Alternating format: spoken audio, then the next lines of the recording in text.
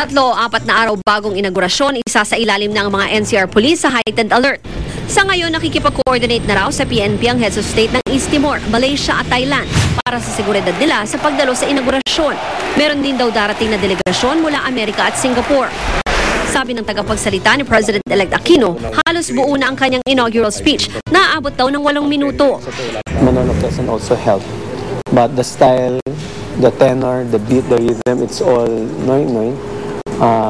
It's his idea.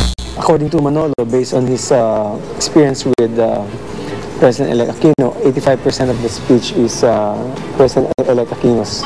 Ayon naman sa kapatid ni Aquino na si Chris, kumpirmado na raw na ang international singing sensation si Charis Pempenco ang kakanta ng pambansang awit sa inaugurasyon.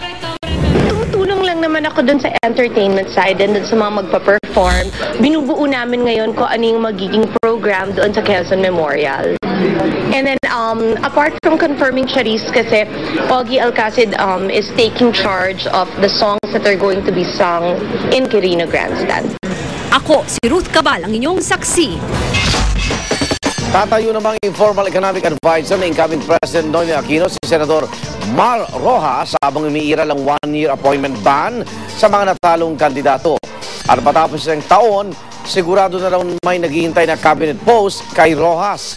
Saksi si Lay Alves. Hindi lang pala hanggang 30 ng Hunyo ang papel ng hindi pinalad na running mate ni President-elect Noynoy Aquino na si dating Senador Mar Rojas. Inaasahan kasing tatayong informal advisor ni Aquino si Rojas. Hindi pa pwedeng italaga sa gabinete si Rojas dahil 1 taong iiral ang appointment ban sa mga kumandidato sa eleksyon 2010. He's an expert in trade, in economy, in finance, so whatever that his expertise is required, he will be more than happy to help the President. Pagkatapos ng 1-year ban, sigurado nang may naghihintay na cabinet post kay Rojas, gaya raw ng ipinangako ni Aquino. Ayon sa source ng GMA News, sa loob ng Aquino camp, maugong na interesado si Rojas sa DFA. Kapansin-pansing present si Rojas sa ilang courtesy call ng mga ambassador kay Aquino. Pero matunog ding i-retain ni Aquino si Secretary Alberto Romulo sa DFA ng 1 taon. Bukod sa DFA, ayon pa sa source ng GMA News, ay interesado rin si Rojas sa Department of Agriculture at DTI kung saan siya naging kalihim. Sinubukan naming kunan ang transition team meeting kanina para magkaroon din ng pagkakataong makausap si Rojas pero hindi sila pumayag.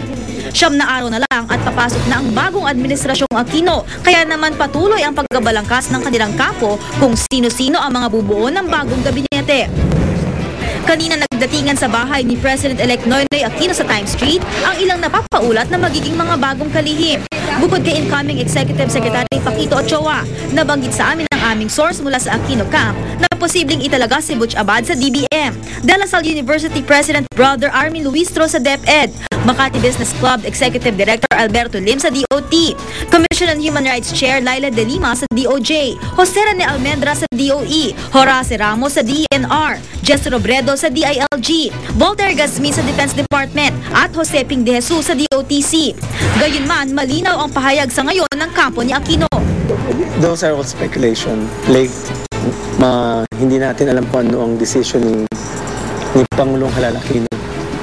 Ako si Lay Alves, ang inyong saksi. Sa iba pa rin balita, suportado ng CBCP ang hiling na temporary restraining order ng grupo ng mamagulang kontra sa pagtuturo ng sex education. Itinagi naman ng DepEd at maging ng Department of Health na ipinapakalat na nila sa high school ang mga comics na may kaugnayan sa sex education. Saksi si Mark Salazar. We stand by what our Constitution protects, namely the right of parents, an original, basic, and primary right to form their own children's character. Yan ang paninindigan ng isang grupo ng mga magulang na maghain ng temporary restraining order laban sa sex education sa Quezon City Regional Trial Court. May basbas ito ng CBCP. Nang silipin daw kasi ng Human Life International ang lesson guides on adolescent reproductive health na ikinakasa ng DepEd, anilay interest lang daw sa sex ang matututunan ng mga estudyante sa high school dito. It also says that using condoms or having sex only with someone whom you know, my goodness, so they're actually encouraging high school students to have sex, and also they also teach masturbation and mutual masturbation. Do you really want this to be taught to our kids? Ipinakita rin sa CBCP ang mga comics na di umano'y pinamimigay sa mga high school. May mga drawing ito na nagpapakita ng pagtatalik at larawan ng tamang paraan ng pagsuot ng kondom. May silito ng DOH pero itinanggi ng DOH na kinakalat nila ito sa mga high school ngayon dahil nung 1990s pa raw nila ito proyekto. Sa mga health worker lang daw nila ito pinamigay. Itinanggi rin ng DepEd na sila ang nagpakalat ng comics pero may hirit ang DepEd sa mga tumututol sa kanilang sex education modules. They get from the internet. They get from anywhere. They get from the movies, especially punta ka sa hotel, yung binabayaran, pay those are the alam na nilang ginagawa doon. Tama ba yun? Now, anong mangyayari sa kanila? They believe their peers. The studies have shown. 3 beses na raw inimbitahan ng DepEd sa isang dialogo ang CBCP dahil bukas naman daw ang DepEd sa mga ideya ng simbahan.